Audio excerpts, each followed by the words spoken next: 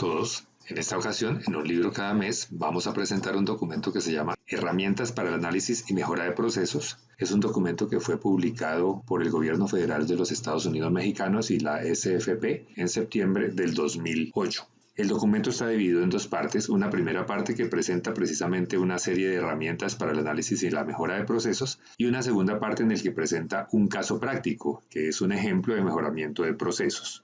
Iniciemos entonces. En la introducción lo que hace el autor es presentar una serie de herramientas, una lista de herramientas o de diagramas que pueden ser útiles para el análisis y mejora de procesos. La primera herramienta que presenta es PEPSU, que significa la P de proveedor, la E de entrada, proceso, salida y usuario, y este es el formato que sugiere el autor para realizar el PEPSU, para aplicarlo. Sugiere hacerse una serie de preguntas, por ejemplo, quién recibe las entradas, qué es lo primero que se hace con la entrada, qué se produce o realiza con la entrada, etc. Cuáles son las salidas resultantes de lo que se produce, que diría aquí en esta parte. Y también sugiere algunas otras preguntas que son las que aparecen en esta parte de acá. Realiza una descripción de lo que son proveedores, entradas, procesos, salidas y usuarios que se pueden observar en este pantallazo. La siguiente herramienta se denomina Cuestionario para el diagnóstico del proceso. Se trata de unas preguntas abiertas y estructuradas para identificar la percepción que tiene el personal que opera el proceso de la efectividad de sus factores. Aquí a la derecha aparecen todas las preguntas que propone el autor realizar a las personas involucradas dentro de un proceso que quiere diagnosticarse y mejorarse. Por ejemplo, ¿qué objetivo del proceso no se está cumpliendo? O de acuerdo a su percepción, ¿cuáles son las características de los productos o servicios que cumplen con los estándares establecidos? Y así sucesivamente. Otra herramienta es la hoja de trabajo para el análisis de procesos. Acá esta herramienta permite identificar de manera gráfica cuáles son aquellas actividades del proceso que no agregan valor y las áreas de oportunidad para implementar acciones de mejora. Para este tipo de herramientas se utiliza la simbología ASME, operación, traslado, demora, verificación, archivo, etc. La siguiente herramienta es la matriz de valor agregado. Esta matriz lo que hace es analizar cada una de las actividades del proceso a partir de dos dimensiones, si agrega o no valor al proceso y si es o no necesaria en el proceso. Y para determinar si una actividad agrega valor al proceso, se utiliza este diagrama que está acá. Por ejemplo, si la actividad es necesaria para generar salidas, entonces la siguiente pregunta es, ¿contribuye esa actividad a las necesidades del usuario? Si la respuesta es sí, entonces quiere decir que esa actividad genera valor agregado. Si la respuesta es no, entonces la pregunta siguiente es, ¿contribuye a las funciones u objetivos de la institución? Si sí, entonces pues genera algún valor agregado para la institución y si no, pues no genera valor agregado. Ahora, si la actividad no es necesaria para generar salidas y tampoco contribuye a las funciones u objetivos de la organización, entonces se considera que es una actividad que no genera valor. Y aquí hay algunos ejemplos de actividades que no generan valor según el autor de este documento. La siguiente herramienta se denomina diagrama de Pareto. Este diagrama enfatiza el concepto de lo vital contra lo trivial, diciendo que el 20% de las variables causan el 80% de los efectos o resultados. Es decir, hay unas cuantas variables vitales y muchas variables triviales. Si lo vemos acá en este gráfico de la izquierda, entonces podemos decir que hay unas pocas variables que son unas causas de la mayoría de los resultados y hay muchas variables triviales, el 80%, que solo causan o tienen efecto en los resultados solo en un 20%. Por lo tanto, aquí hay que prestarle atención a cuáles, a las muchas variables triviales o a las pocas variables vitales. Pues evidentemente a las pocas variables vitales, ese 20% de causas que generan un 80% de los resultados. El autor aclara que en general un proceso tiene innumerables variables que pueden influir en el resultado, muchas de ellas no van a ser controladas, pero de las que se pueden controlar, mirar cuáles son las cuantas vitales, el 20% de las vitales, que causan el 80% del resultado. Y aquí una pequeña lista de algunas ventajas de usar el diagrama de Pareto. Muestra también cómo es que se elabora este diagrama de Pareto y coloca esta hoja de trabajo que permite registrar la actividad, la frecuencia que se presenta ese evento o esa actividad y luego cuando ya se tengan todas las actividades y las frecuencias, entonces se puede calcular la frecuencia acumulada y el porcentaje de la frecuencia acumulada. Con base entonces en esta tabla de actividades se organizan de mayor a menor frecuencia y se grafican acá. Entonces acá la demora fue la que tuvo una mayor frecuencia de 2880, por lo tanto eso va a ser el 100% del diagrama de Pareto. luego le sigue operación, luego traslado, etc. Entonces la frecuencia acumulada se va graficando aquí en esta línea punteada. Luego se busca el 80% acá y se traza una línea horizontal, a ver en dónde corta, y donde corte a esta línea intermitente que habíamos dibujado acá. Entonces trazamos una línea vertical. ¿Y qué va a ser lo importante? ¿Qué vamos a trabajar primero? Lo que se encuentre a la izquierda, es decir, vamos a trabajar las demoras y las operaciones identificadas en el proceso. El siguiente diagrama es el diagrama de causa-efecto. Esta es una herramienta que ayuda a detectar los diferentes tipos de causas que influyen en el problema. También se le conoce como espina de pescado o como diagrama de Ishikawa, precisamente por su autor, Kaoru Ishikawa, que se considera el padre de la calidad.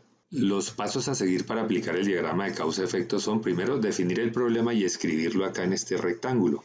El siguiente paso es determinar los conjuntos de las causas. Entonces se analiza equipo, personal, materiales, métodos y procedimientos y medio ambiente. Luego, en una sesión de lluvia de ideas, cada persona debe indicar exactamente a qué conjunto de causas pertenece su idea o las causas que él ha detectado que son útiles para abordar y solucionar lo que está causando el problema. Luego se revisan las espinas de pescado y se identifica cuál es la que tiene mayor recurrencia en cuanto a causas. Bueno, lo anterior era solamente un ejemplo, pero también en Internet se pueden encontrar diferentes modelos para aplicar el diagrama de causa-efecto. La siguiente técnica o herramienta es lluvia de ideas. Esta es una técnica para generar ideas sobre un tema dado. Generalmente se usa para obtener información importante sobre un tema o un proceso, tomando las ideas del personal que está directamente familiarizado con el área de trabajo o con el área donde se quiere hacer el análisis. Es útil para identificar objetivos de un grupo de trabajo o cuando existen problemas y obstáculos que afectan la calidad del trabajo o para analizar problemas potenciales con la intención de tomar medidas preventivas o para buscar soluciones a problemas que se presentan en las empresas con la participación de las personas involucradas o relacionadas. Algunas reglas que hay que seguir para la lluvia de ideas son, por ejemplo, que en lo posible todas las personas participen y se anotan todas las ideas. Ninguna idea se considera tonta ni poco valiosa, sino que todas se registran sin juzgarlas. Tampoco se busca encontrar culpables a los problemas, sino sencillamente analizar los problemas. Algunas normas que hay que tener en cuenta para una sesión de lluvia de ideas son, por ejemplo, que la idea debe expresarse con respeto y libertad. Si no se tiene alguna idea, entonces cada integrante simplemente dice paso. Y la sesión termina cuando el grupo se siente satisfecho con la cantidad de ideas que se tengan o cuando todos dicen paso. Es muy importante tener un ambiente tranquilo y propiciar libertad de expresión. Esto significa que hay que evitar posiciones de expertos o posiciones autoritarias. Al contrario, la idea es que los planteamientos se hagan sin ninguna restricción o porque alguien quiera tomar dominio de la situación. Todos deben expresar de manera libre sus ideas. Esto no funciona para personas que tratan de aplicar lluvia de ideas, pero que están interesadas en sostener su opinión y no escuchar a los demás, sino imponer lo que ellos quieren lograr. Entonces, en esos casos no es útil la lluvia de ideas. Y las recomendaciones que el autor da para que la sesión de lluvia de ideas resulte favorable son algunas como buscar generar la mayor cantidad de ideas, pensar siempre en términos de suprimir, modificar o sustituir las cosas. La clave del éxito de esta herramienta es usar el poder del pensamiento libre y espontáneamente y usar la imaginación. Por ejemplo, imaginar cómo debería ser alguna determinada situación. La siguiente herramienta se llama diagrama de causa-efecto invertido. Este diagrama se conoce también como espina de pescado invertida y su finalidad es proponer soluciones a las causas que influyen en un problema. La causa principal del problema se escribe acá en este rectángulo. Y luego, en una sesión de lluvia de ideas, las personas van colocando sus propuestas de mejora en estas partes del diagrama. Luego se seleccionan las acciones de mejora que se consideren más viables para implementarlas. La siguiente herramienta se llama 5W+H.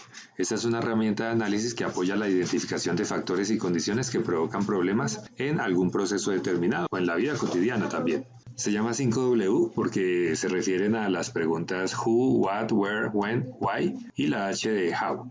Y acá lo que sugiere es que la pregunta why debe hacerse al menos 5 veces. Y aquí a la derecha aparece el formato de cada una de esas preguntas y una orientación de cómo deberían formularse.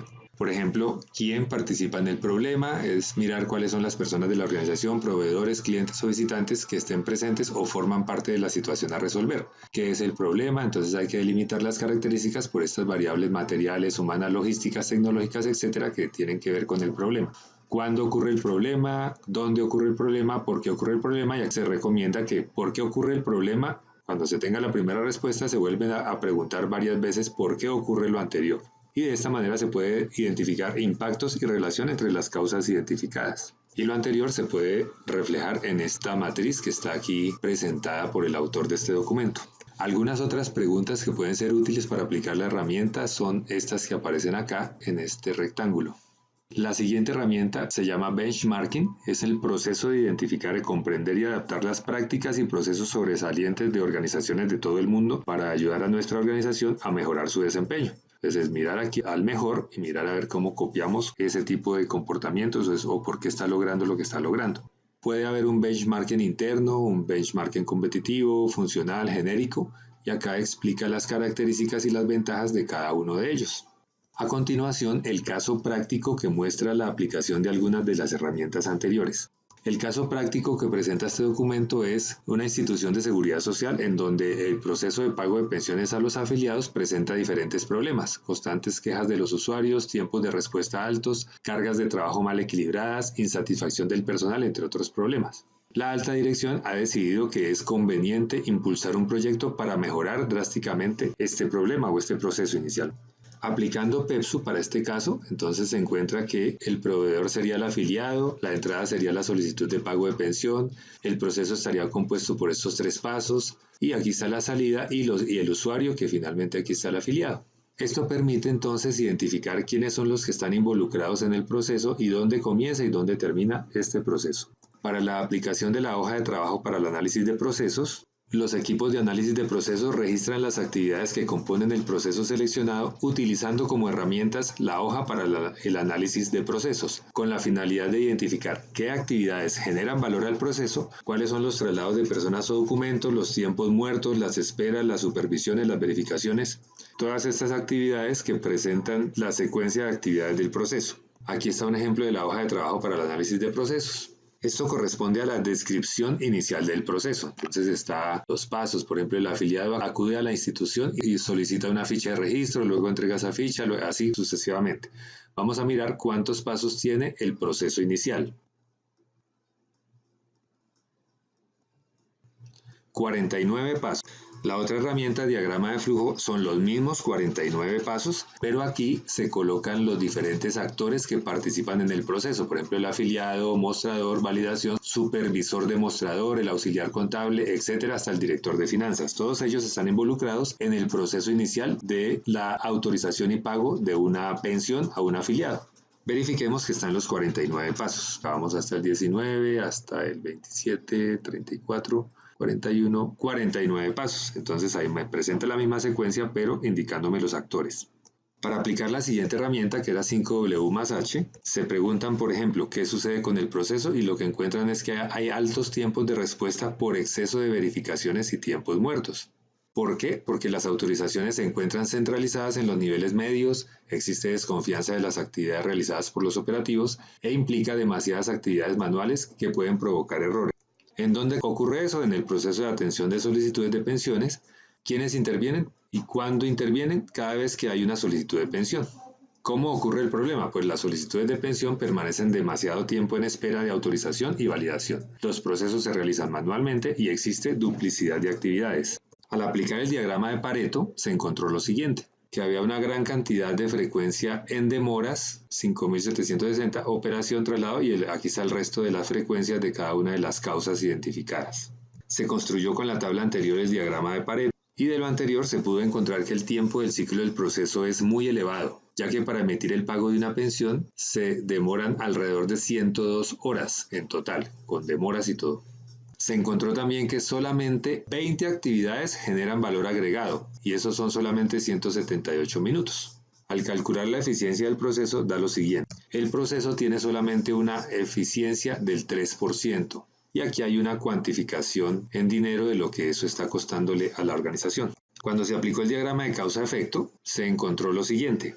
Permitió saber qué es lo que está causando que el proceso se demore y sea tan ineficiente, que sería esto de acá. Entonces acá se puede ver el problema, demasiado tiempo de espera autorizando y validando una pensión, y aquí están todos los problemas relacionados con personal, con equipo, con métodos y procedimientos, y con medio ambiente y materiales no se registró ninguno.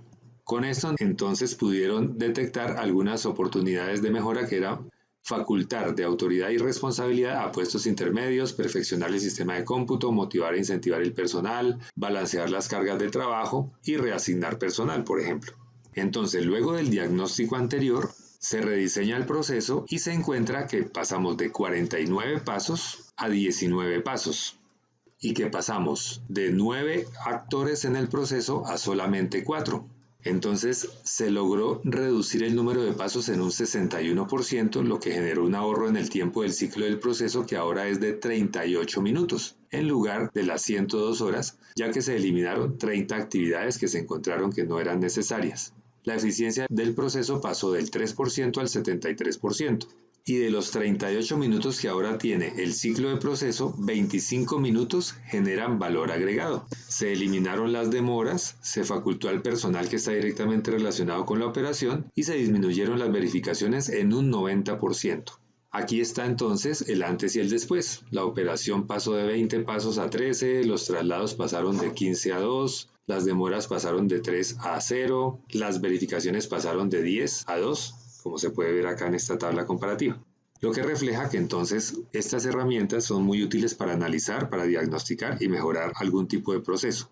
Hasta aquí entonces este documento de herramientas para el análisis y mejora de procesos. Muchas gracias.